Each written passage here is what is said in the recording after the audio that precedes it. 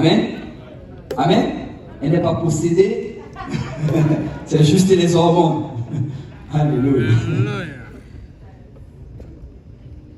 Mais elle est irritable. Il y a une irritation spontanée. Amen. Tu peux faire ce que tu veux, mais si elle se fâche, elle se fâche. Et en même temps, ça vient avec d'autres choses comme les pertes de cheveux. Vous savez, les jours. En fait, pendant la grossesse, comme il y a beaucoup d'hormones, il y a beaucoup de cheveux, mais dès que les hormones tombent, ça tombe avec les cheveux. La peau devient sèche.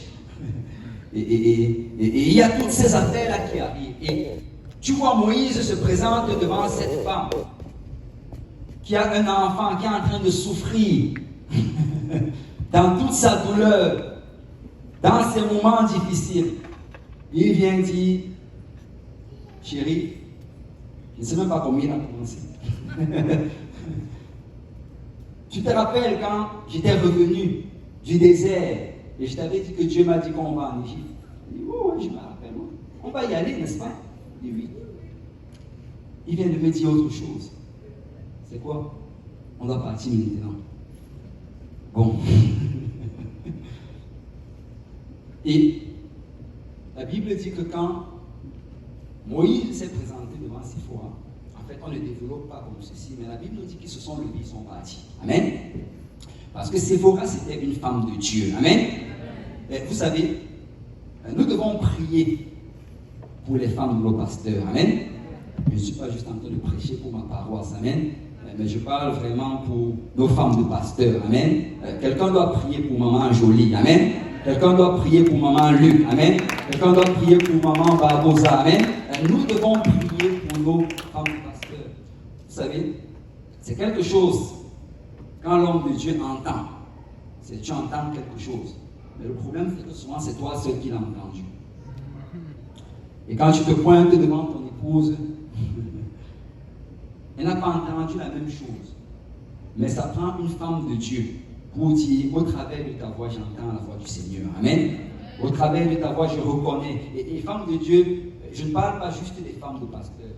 Le peuple de Dieu, nous devons être soumis. Amen. Nous devons apprendre à discerner la voix de Dieu au milieu de la voix de notre époux. Amen. Nous devons apprendre à marcher ensemble. Ne serons pas toujours prêts à nous irriter. La Bible dit que la femme sage bâtit sa maison. Amen. Amen. Et c'est vraiment très important. Et je rends vraiment grâce à Dieu, comme je le disais tantôt, pour toutes ces femmes. Vous savez, mon épouse regarde beaucoup vers les femmes de nos pasteurs. Et elle essaie vraiment de les copier. Et je rends vraiment grâce à Dieu. Et je crois que c'était il y a de cela quelques jours. La sœur Julie voulait parler à mon épouse. Bon, et elle lui disait, bon, je voulais juste te dire quelque chose, mais je ne sais pas. Je voulais juste d'abord m'assurer à ce que... Vous savez comment maman Julie est tellement douce. Je voulais d'abord m'assurer à ce que tu es sous l'autorité de ton mari et blablabla. Je l'ai juste pris, maman. Tu n'as pas besoin de mon autorité. Amen. Alléluia. Nous te faisons confiance. Amen. Nous savons que tu pries pour nous. Nous savons que ce que tu... Peuple de Dieu, nous devons faire confiance à nos dirigeants. Amen.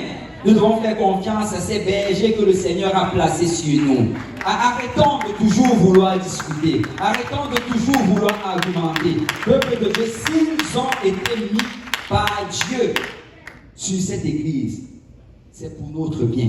Amen. Alors ne critique pas les dirigeants, mais prie pour eux. Amen. N'argumente pas avec eux, mais sois soumis.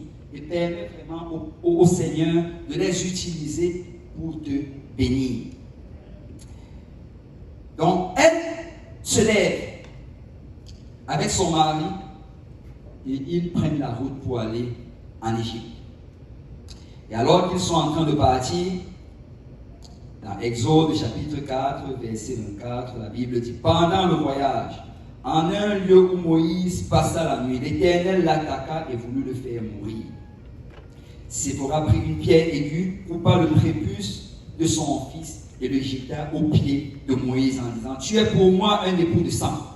Et l'Éternel le laissa, c'est alors qu'elle dit époux de sang à cause de la circoncision. Rappelez-vous que l'enfant est né il y a de cela quelques jours. Rappelez-vous que le peuple de Dieu savait que la circoncision devait se faire le 8e jour. Et là, alors qu'ils sont en route, le 8e jour, les trouve en route. Vous savez, c'était déjà difficile que de voyager. Amen. C'était déjà difficile que de voyager avec un enfant. Mais là maintenant, le 8e jour, le jour de la circoncision, nous trouve en route, en pleine route pour le désert, pour l'Égypte. Et là, je ne sais même pas si Moïse a osé encore parler à son épouse. Il y a certaines choses que tu vas juste voir le Seigneur, tu dis Seigneur, parle-lui maintenant. Amen.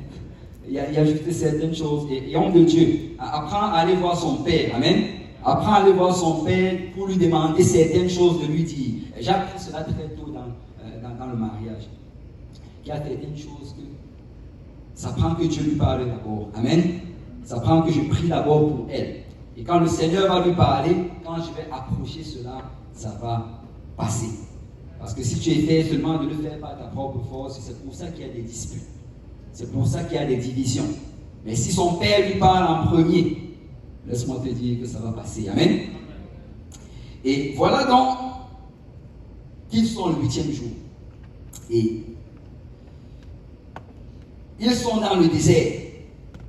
Ils ont ce nouveau-né. Ils sont en déplacement. Et le voyage se fait sur le dos d'un âne. Je ne sais pas si vous pouvez imaginer cela. Porter un bébé circoncis sur le dos d'un âne. Est-ce qu'il y a des gens qui sont déjà montés sur le dos d'un âne? Ok, une seule personne.